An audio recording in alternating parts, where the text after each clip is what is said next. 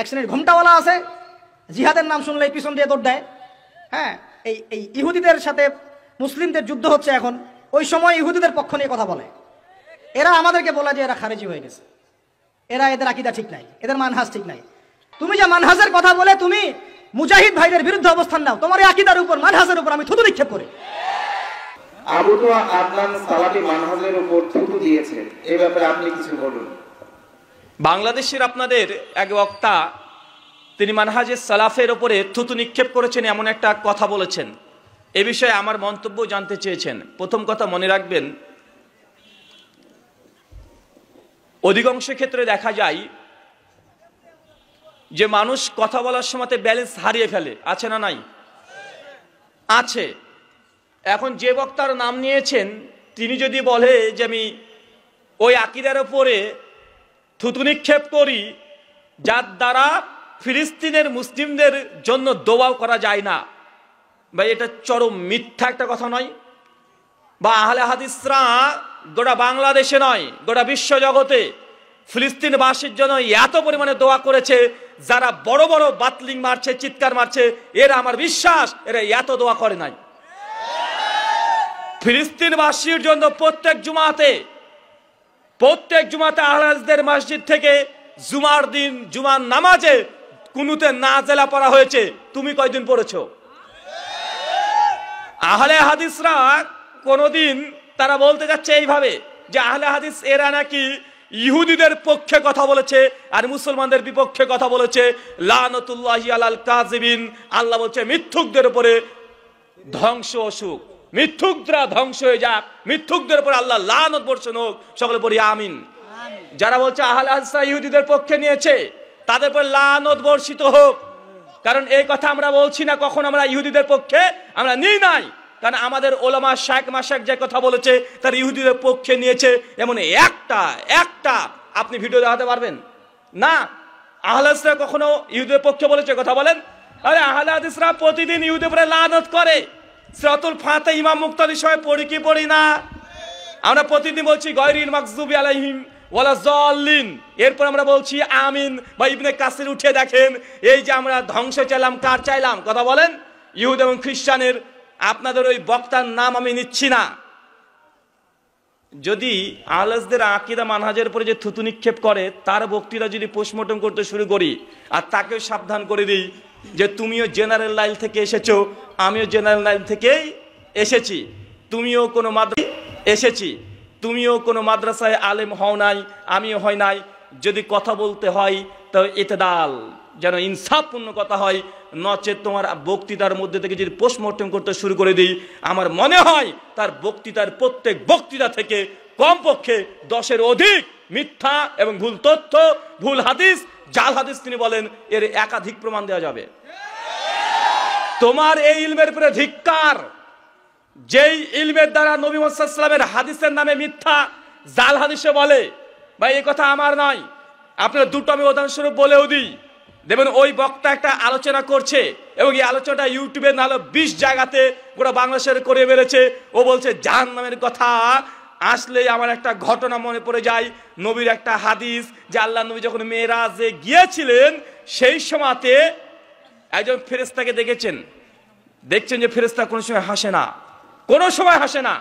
জিবরাইলকে আল্লাহ নবী জিজ্ঞাসা করলেন, জিবরাইল এই ফেরেশতা এমন কেন, কোনো সময় হাসে না? তখন ফেরেশতা জিবরাইল বলছেন এই ফেরেশতাকে আল্লাহ সুবহানাহু ওয়া তাআলা যেই দিন জাহান্নামকে সৃষ্টি করেন তারপরে এই জাহান্নামের দরজায় তাকে পাহারাদার হিসেবে রেখে দিয়েছে, আর যখনই জাহান্নাম এই ফেরেশতা দেখেছে তখন থেকে তার মুখ থেকে হাসি উড়ে গেছে। ওই বক্তা এই কথা বলেছে। আল্লাহি এই হাদিস টাটকা জয়ীফ। সিরাত ইবনে হিশাম এই হাদিসটাকে নিয়ে এসেছে, আনার পর ওখানে তাহাকিককৃত সিরাত ইবনে হিশামের মধ্যে হাদিসকে জয়ীফ বলা হয়েছে, নিতান্তই জয়ীফ, জয়ীফুজ জিদ্দান, মানে নিতান্তই জয়ীফ। এটা আল্লাহ নবীর নামে গায়েবী কথা এটা বলে দিল, বক্তার তাহাকিক করা লাগলো না। আবার বলছে এই ওয়াজ মাহফিল চলছে, একজন এসে বলছে স্যার একটু বলে দেন আমাদের এখানে একজন মোবাইল হারিয়ে গেছে। অনেকে মোবাইল হারায় না ভাইজান, বলছে একটু বলে দেন তো মাইকে। ও তখন সঙ্গে সঙ্গে বলছে যে শোনেন আপনারা এই ওয়াজ মাহফিলে এসে আপনারা মোবাইল চুরি করতে এসেছেন, বাংলাদেশে কোনো রাষ্ট্রীয় আইন নেই, যদি চুরি আপনি করে থাকেন তাহলে আপনার কবজি মতো হাত কাটা যাবে। তারপরে বলছে আল্লাহ নবী হাদিসে বলেছে, হাদিসের নাম দিয়ে তিনি বলছেন যে কিয়ামতের মাঠে মানুষ যখন উঠবে তো যারা যারা চুরি করেছেন আল্লাহ নাকি কবজি পর্যন্ত হাত কেটে দিবেন, এটা নাকি হাদিসে আছে। আল্লাহি, এটা জাল হাদিসও নাই, মিথ্যা কথা। বক্তা স্টেজে দাঁড়িয়ে একটা টাটকা জাল হাদিস তৈরি করে ফেলেছে, একদম টাটকা। এই হাদিসের গ্রন্থে নাই, বলে গেলাম, পারলে সনদ পেশ করুক। তো তোমার এই ইলমের পরে আমরা ধিক্কার দিতে পারি না? আহলে হাদিসরা কোনো ঠুনকো কোনো ফতোয়া দেয় না। আহলে হাদিসদের ফতোয়া বুঝতে হলে তোমাকে আরো 100 বছর লেখাপড়া করতে হবে। তুমি তো আজকে উঠে এসেছো।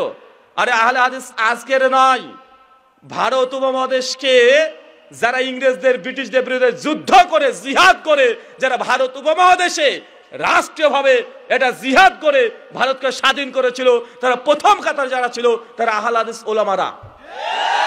আরে এই জন্য আমাদের কোনো ইতিহাসের বই দরকার নেই। তুমি তো খুব কওমি মাদ্রাসা, কওমি হুজুরদের খুব প্রশংসা করো, কওমিদের লেখা বই আছে, যদি পড়তে পারো পড়ে নিও।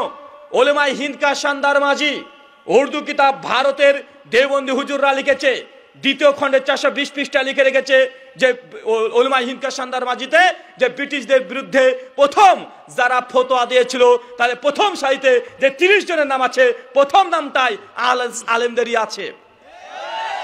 আর সেই সময় কওমি হুজুরা তারা ফতোয়া কি দিয়েছিল? সেই সময় রশিদ আহমেদ গাঙ্গুহি পরিষ্কারভাবে ফতোয়া দিয়েছে, আশরাফ আলী থানভী পরিষ্কারভাবে ফতোয়া দিয়েছিল সেই সময়তে যে না, এখন ভারতবর্ষে এই অবস্থায় আমাদের জন্য জিহাদ করা এটা ফরজ নয়, জিহাদ করা যাবে না। তারাই ফতোয়া দিয়েছে এবং তারা এক ধাপ এগিয়ে গিয়ে আরো কথা লিখেছে যে লড়াই করকে क्या फायदा, খিজির को तो हम अंग्रेज के साथ में पा रहा हूं। ওনারা বলেছিলেন যে লড়াই করে কি লাভ? আরে খিজিরকে তো ইংরেজদের কাতারে দেখতে পাচ্ছি। কত কি বুঝতে পারছেন না? এটা কওমিদের ফতোয়া ছিল। আহলে হাদিসরা কাদিয়ানীদের বিরুদ্ধে এত লেখালেখি করেছে, কাদিয়ানীদের কথা আসলেই প্রথম যার নাম চলেছে তার নাম কি? কাজী সানাউল্লাহ অমৃতসরী রাহিমাহুল্লাহ। তার লেখনী, তার বাহাস, তার মুনাজারা গোটা বিশ্বের মানুষ এক নামে চেনে। এটা কোনো তোমার ঘরের মানুষ না, এরা হচ্ছে স্বঘোষিত, একদম ঘোষিত, বুক ফুলে বলতো আমরা আহলে হাদিস, আমরা আহলে হাদিস। আর আহলে হাদিসের মানহাজের উপরে তুমি থুতু নিক্ষেপ করো, তোমার ওটা থুতু না। বদদোয়া তো করা যায় না মুসলিম ভাই, বদদোয়া করা যায় না। শুধু একটা কথা বলবো, সূরা আলে ইমরান আয়াত নাম্বার 61 আল্লাহ বলেছেন লানাতুল্লাহি আলাল কাযিবিন, মিথ্যুকের উপরে আল্লাহ লানত বর্ষিত হোক। যে সত্যি সে মিথ্যাবাদী হয় তাহলে লানত হবে। কথা বুঝতে পারছেন না? মানে শ্রোতাদের অন্য কিছু না, একটু গরম গরম যদি বক্তৃতা দেওয়া যায়, দেশের বিরুদ্ধে রাষ্ট্রের বিরুদ্ধে কথা বলা যায়, তাই জনসাধারণ ঠিক ভুল করে চিৎকার মারবে, বক্তার বাজারে বেড়ে যাবে, ভাবে বাপ রে বাপ, দেখেছিস কত বড় বক্তা জিহাদ ফরজ করে দিয়ে চলে গেল। কিসে? মাইকে জিহাদ ফরজ করেছে, বক্তৃতা শেষ, গাড়িতে বসে বসে ঘুমাচ্ছে, বাড়িতে গিয়ে বোর সঙ্গে ঘুরতে যাচ্ছে। বেটা তুমি জিহাদ ফরজ করলে তুমি এখন ঘুরে বেড়াও কেন? কেন ফিলিস্তিনে তুমি যেতে পারো না? আহলে হাদিসরা বললো বুঝলাম যে এখানে যে কাজটা করছে ঠিক বা ভুল ওটা পরে বিষয়। তুমি তো মনে করছো যে ইহুদিদের বিরুদ্ধে এখন গিয়ে যুদ্ধ করা উচিত, এটা ফার্জি আইন হয়ে গেছে। তুমি যাও না কেন? তোমার টাকার অভাব? শুধু মাইকে ফতোয়া দিলে হয়ে যাবে? মাইকে শুধু ফতোয়া দিলে হয়ে যাবে? আর যখন জিহাদ ফরজ হবে তোমার মতন বক্তাকে খুঁজে পাওয়া যাবে না। এর আগে যেমন 3 দিন গায়েব ছিলে, 3 দিন 10 দিন গায়েব থেকে যাবে। জিহাদ ফরজ হয়ে গেলে আজকের বাচ্চারাই জিহাদে প্রথম কাতারে, তারাই নেতৃত্ব দিয়ে, তারা তাজা রক্ত দিয়ে গোটা দেশকে স্বাধীন করে দিতে পারে। এটা গায়ের জোরে কথা নয়, এর ইতিহাস প্রমাণ আছে, হাজার হাজার ইতিহাস প্রমাণ আছে। ব্রিটিশ বিরোধী আন্দোলনের সিপাহী বিদ্রোহ 1857 সালে গোটা যুদ্ধটাই, জিহাদটাই আহলে ওলামারা করেছে। একজন দেওবন্দি, একজন বেরেলভি, কাদের ফতোয়া মজুদ নাই। এটা আমি এমনি বলছি না, আমার কথা কাট করে দেখা কেউ কারো হিম্মত থাকলে। 1857 সালে শ্যামলী যুদ্ধে একজন হানাফি দেওবন্দি বেরেলভি ফুরফুরা, এনাদপুরি, জৌনপুরি, রাজারবাগী, মাঝবানি, ফুলতলি, দেওয়ানবাগী, আটরশি একজনের ফতোয়া দেখা যে 1857 শ্যামলীর যুদ্ধে কোন দেওবন্দি হানাফিরা ফতোয়া দিয়েছিল জিহাদ ফরজ, কেউ দেয়নি। আহলে হাদিসরা প্রথম ফতোয়া দিয়েছে এবং যুদ্ধ আহলে হাদিসরাই করেছে। আমরা ভারতের মানুষ, বেশি গরম দেখে লাভ নাই, কারণ দেওবন্দি এটা বাংলাদেশের না, এটা কোথাকার? ভারতের। যে সুন্নি বেরলভি বলছেন এটা ভারতের। এনাতুল্লাহ আব্বাসী জৌনপুর এটা ভারতের। তাবলিগ জামাত কোথায় তৈরি হয়েছে? হরিয়ানাতে, ওটা ভারতের। যতগুলো দল বাংলাদেশে চলছে সবগুলোর শেকড় হচ্ছে ভারতের। তাই ভারতের ইতিহাস আমার চাইতে আপনি বেশি জানেন না, আর আমি ইতিহাসেরই ছাত্র, আমার ইতিহাসেরই অনার্স করা আছে।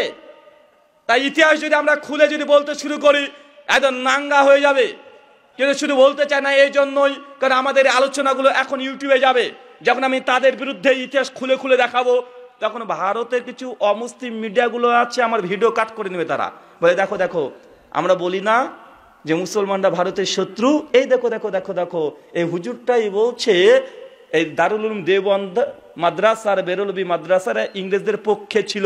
এটা তখন কাট করে মিডিয়া দেখাবে, আমার কমে তখন ক্ষতি হয়ে যাবে। এই জন্য আমরা বলতে চাই না এই কথাগুলো। বারবার আমাদেরকে বলেন ইংরেজদের দালাল, ইংরেজদের দালাল। ইংরেজদের দালালি কারা করেছে যদি কিতাব খুলে তাদের বই থেকে যদি দেখাতে শুরু করে দিই, মুখ লোকানোর জায়গা পাবে না।